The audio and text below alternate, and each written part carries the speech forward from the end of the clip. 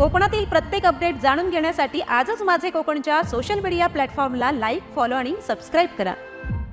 रायगडमधील महाड-विनेरे मार्गावर कुर्ले गावाजवळ 2 एसटी बसमध्ये समोरासमोर धडक होऊन भीषण अपघात झाला।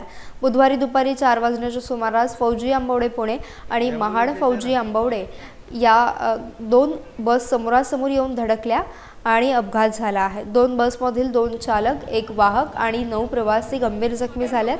जखमींना महाड ग्रामीण रुग्णालयात दाखल करण्यात आलं। महाड-दापोली या मार्गावर आठवडाभरात 7 अपघात झालेले आहेत। या एसटीच्या अपघातात देखील प्रवासी जखमी झालेत।